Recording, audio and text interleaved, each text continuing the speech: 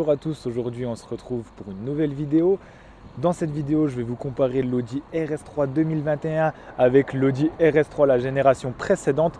On va pouvoir faire cette comparaison grâce à Espace 3000 Pontarlier et plus particulièrement grâce à Dragan Grand. Je vais vous faire cette comparaison au bord de l'axe, ça va être super sympa, à tout de suite. Say you want someone. I think I got mixed personalities. This bitch switched up my whole mentality. Donc pour l'avant de cette nouvelle RS3, donc déjà on voit direct dans l'ensemble qu'elle est beaucoup plus musclée. On a l'impression qu'elle a vraiment été à la muscu, cette RS3. Donc première chose qui saute aux yeux, que j'ai tout de suite remarqué et que j'ai tout de suite aussi apprécié, c'est cette calandre alvéolée ou les alvéoles. Si on peut regarder le comparatif avec l'ancienne, les alvéoles sont beaucoup plus grosses. Elles sont beaucoup plus énervées et elles ressortent plus, elles sont beaucoup plus en relief. Donc par contre, au niveau des alvéoles situées, je pensais que la RS3, la nouvelle RS3 avait ses alvéoles, c'était que elle qui avait les alvéoles à gauche et à droite, mais non, j'ai remarqué qu'aussi sur l'ancienne, ça y est. Pareil, les alvéoles sont beaucoup plus énervées à gauche et à droite. On a une voiture qui est plus rabaissée que l'ancienne. Il me semble qu'elle est rabaissée de 20 mm par rapport à l'ancienne et elle est surtout beaucoup plus large au niveau des ailes avant et arrière. On remarque que la largeur, c'est ce qui saute aux yeux aussi. Voilà, la largeur, quand elle est sur la route, même quand on la voit de loin, elle est vraiment très très large. Voilà pour le devant de cette RS3, les phares qui ont été un petit peu aussi remodélisés. Ouais, il ressemble quand même beaucoup à l'ancienne, mais un peu plus gros, ouais, un peu plus gros, beaucoup plus gros même, beaucoup plus gros avec le fond noir, des lignes beaucoup plus cassées, mais ça reste quand même principalement la même forme. On va passer sur le côté du véhicule. Donc la RS3, on voit le gros changement tout de suite qu'on remarque par rapport à l'ancienne, c'est cette aération qu'on n'avait pas sur l'ancienne et qui est très utile pour la RS3. C'est pas du fictif, c'est pas juste de l'esthétique. C'est très esthétique, mais ça sert aussi à bien aérer au niveau du freinage et au niveau du passage de roue. On a aussi, moi j'ai beaucoup remarqué aussi, c'est ce bas de caisse qui est aussi beaucoup plus large, elle est beaucoup plus carrée, vraiment elle est réussie. Alors vous me direz, l'ancienne RS3 a été aussi bien réussie, mais là vraiment, c'est vraiment plutôt correct. Donc à l'arrière de cette RS3, donc on remarque tout de suite en comparatif par rapport à l'ancienne RS3, bon, même si c'est une berline, on peut quand même comparer les pare-chocs à l'arrière. On remarque tout de suite, sans parler du diffuseur ou même des sorties d'échappement, que le pare-choc est plus large et plus travaillé au niveau des lignes de caisse ici et ici, par rapport à là où on voit il tombe beaucoup plus droit, il est beaucoup plus fin. Donc là, c'est la première chose. Et la nouveauté sur cette nouvelle RS3, c'est la calandre alvéolée qui est pleine, noir laqué qui est pleine, mais la calandre alvéolée à l'arrière qui vient ici et qui fait carrément tout le pare-choc, arrière. Pour l'ancienne RS3, on n'avait pas cette calandre alvéolée, on l'a que à l'avant. Au niveau du diffuseur, donc le diffuseur est aussi plutôt bien travaillé. Il ne change pas tellement de l'autre, mais voilà, en noir laqué, toujours du noir laqué sur RS3. Les sorties d'échappement, les grosses sorties d'échappement noir laqué aussi, elles sont vraiment magnifiques. Vraiment, c'est la signature RS3, ça lui donne vraiment un côté très sportif. Au niveau des phares, on a aussi les phares qui ont été, comme sur les A3 normales, d'ailleurs, qui ont été retouchés. Les belles cassures ici lui donnent un côté bien assis sur la route. Et c'est magnifique, c'est des phares défilants, mais on les avait aussi défilants sur l'ancienne RS3. Voilà pour l'arrière de cette petite bombe.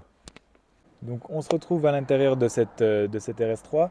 Donc à première vue, voilà, très gros changement à l'intérieur. Les aérations sont au-dessus, elles sont plus ici au milieu en arrondi et la planche de bord est beaucoup plus carrée avec des lignes beaucoup plus saillantes, beaucoup plus allongées. On a ici sur la RS3 le carbone. Alors il faut s'approcher un petit peu pour voir que c'est du carbone. Si on s'éloigne, on a du mal à voir, mais voilà, ça donne tout de suite un côté sportif à la voiture. Dans cette voiture, vraiment tout est en option. La RS3, il y a beaucoup de choses en option. Voilà, le carbone, le volant. Donc au niveau du volant, on n'est pas en méplat. Donc là, on est sur du volant arrondi. Donc c'est du volant cuir avec des petits trous. Il est plutôt agréable avec les palettes bien évidemment. Au niveau du Virtual Cockpit, là aussi on a un gros changement par rapport à l'ancienne RS3. On peut choisir un petit peu, je vais vous allumer la voiture. Hop, voilà. Donc la voiture est allumée, donc vous voyez les contours, on peut les changer bien évidemment. Il y a plein de configurations à faire dessus, mais voilà, les contours descendent vers le bas quand on accélère plutôt que d'aller vers le haut. Au début, c'est un petit peu perturbant, mais on s'y fait très vite et finalement, c'est pas très important. Au niveau de la console centrale, donc comme on retrouve dans le groupe Volkswagen, au niveau de la boîte automatique, voilà, cette petite boîte qu'on retrouve dans beaucoup de véhicules. Là, on a du noir laqué et là, on a du plastique. Ça aurait peut-être mérité d'être du plastique moussé. Bon, c'est du plastique dur, c'est pas très très grave. La coudoir centrale qu'on retrouve aussi bien évidemment. Et le bouton RS au niveau du volant. Donc là, au niveau des commandes au volant, finalement, ça ne change pas trop. On a surtout ce bouton RS qu'on n'avait pas sur certaines anciennes RS3. Il y en a qui l'ont, il y en a qui ne l'ont pas. Donc le bouton RS où vous appuyez et vous passez directement en dynamique, etc. Comme on peut le voir sur l'écran central. Vous pouvez aussi configurer la voiture via le Drive Select qui se situe ici. Au niveau des sièges. Donc au niveau des sièges, c'est plutôt sympa. Donc les sièges RS ont toujours été très jolis avec ce cuir et cet Alcantara un petit peu au niveau des sièges et les surpiqûres et l'Alcantara est configurable aussi en fonction des options. On a aussi le toit ouvrant, donc c'est plutôt agréable comme je vous l'avais évoqué auparavant sur mon ancienne vidéo.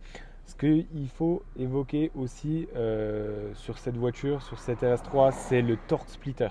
Voilà, quand vous passez en mode RS sur l'écran central, vous pouvez voir, voilà. Donc là, on voit qu'elle passe en mode RS, le bruit change, je ne sais pas si vous l'entendez, mais il y a le torque splitter, voilà, c'est pour le mode drift. Donc vous appuyez et la voiture drift. Attention à pas utiliser la voiture vous conseille de ne pas l'utiliser sur la voie publique. Sur circuit, bien évidemment, c'est préférable.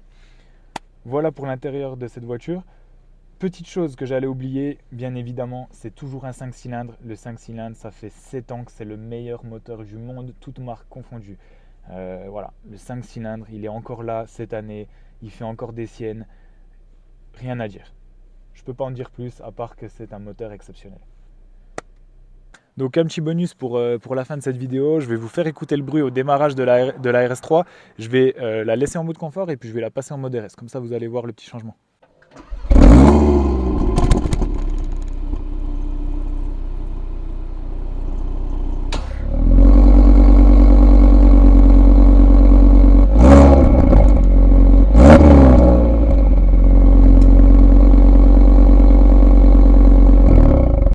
Donc voilà pour la présentation de cette nouvelle RS3.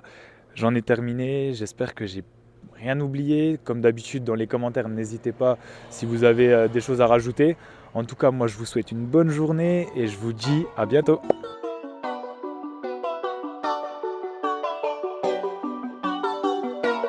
Because I am hard, you will not like me.